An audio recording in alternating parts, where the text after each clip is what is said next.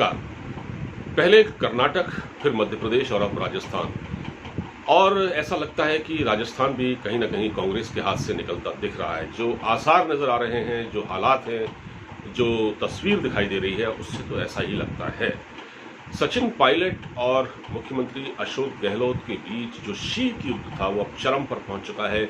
सचिन पायलट दिल्ली में डेरा डाले हुए हैं। उनकी ज्योतिरादित्य सिंधिया से मुलाकात होती है 40 मिनट की, और हैरानी तब होती है जब सचिन पायलट की ज्योतिरादित्य सिंधिया से तो मुलाकात होती है, लेकिन उनकी पार्टी के उपाध्यक्ष राहुल गांधी से मुलाकात नहीं होती, उनकी पार्टी के अध्यक्ष सोनिया गांधी से मुलाकात नहीं होती, और सोनिया गांधी लगातार उनको इग्नोर कर रही हैं।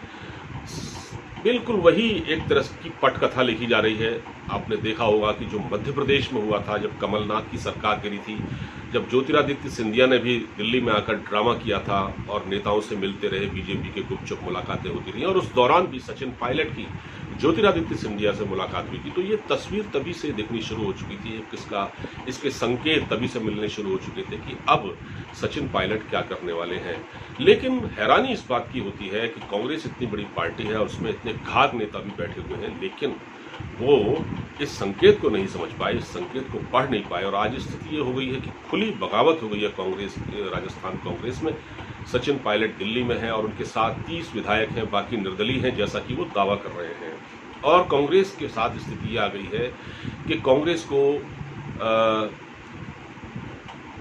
रविवार रात 2 बजे एक प्रेस कॉन्फ्रेंस करनी पड़ी, और उससे पहले 9 बजे एक डिनर रखा गया अशोक गहलोत की ओर से, जिसमें पार्टी के विधायक शामिल थे। अब जैसा कि दावा किया जा रहा है कि कोई अशोक गहलोत की ओर से कि उनको 107 विधायकों का समर्थन हासिल है, लेकिन जो डिनर हुआ था पार्टी का, उसमें 90 से लेकर 95 विधायक पहुंचे थे, जैसा कि बताया जा रहा है। और उन विधायकों से जब बात करने की कोशिश की गई तो उन्होंने भी कोई साफ जवाब नहीं दिया।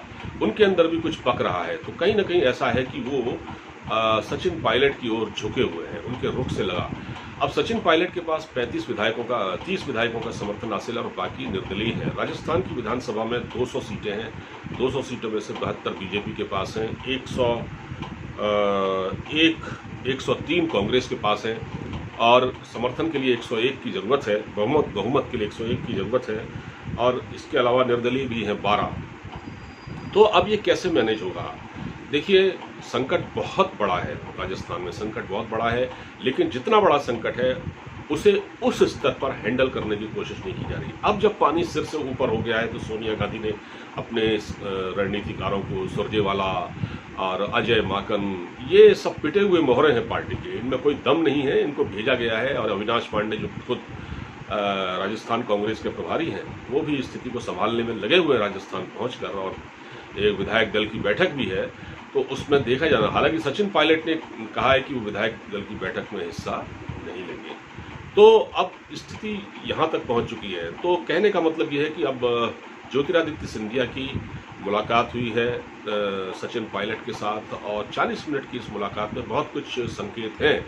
इधर सचिन पायलट ने मन बना लिया है, उन्होंने कहा है कि अगर उन्हें महत्व तो नहीं मिला तो वो थर्ड फ्रंट भी बना सकते हैं। बीजेपी में तो शामिल होने के संकेत उन्होंने दिए ही हैं, लेकिन वो थर्ड फ्रंट भी बना सकते हैं अगर बीजेपी में शामिल नहीं हुए। तो कांग्रेस पार्टी राजस्थान में पूरी तरह से बिखराव की ओर है, क्योंकि खुद सचिन पायलट एक जमीनी नेता हैं, वो चुन के आए हुए प्रतिनिधि हैं, और ऐसे प्रतिनिधि, और उनके पिता राजेश पायलट, स्वर्गीय राजेश पायलट कांग्रेस के बड़े नेता हुआ करते थे, उनकी एक राजनीतिक पृष्ठभूमि है। तो वो जाहिर है, और उनको लगातार इग्नोर किया जा रहा है, और सोनिया गांधी उनको मिलने का टाइम नहीं दे रही है। ये कांग्रेस की स्थिति है, और वर्तमान में संकट जितना बड़ा है उस स्तर पर इसको हैंडल करने की कोशिश नहीं की जा रही है। तो अब देखना ये होगा कि आने वाले वक्त में क्या होता है। हो सकता है आप ये देखें कि जिस तरह से मध्य प्रदेश की सरकार गई, कहीं वही कहानी तो यहाँ भी नहीं दोहराई जाएगी राजस्थान में। तो अब कुछ भी कहना मुश्किल है, कुछ भी हो सकता है। और अब कहने का मतलब ये है कि ये एक पार्टी आलाकमान का कंप्लीट फेलियर है। जब आपने स्थिति को नहीं संभाला तो ये स्थिति, जब आपने वक्त रहते हालात को नहीं संभाला तो ये स्थिति तो आनी ही थी। ये स्थिति तो आनी ही थी। और आज ये शक्ति प्रदर्शन जो हो रहा है, ये फिर से एक नया आकार ले रहा है पार्टी के अंदर। फिलहाल इस वीडियो में इतना ही।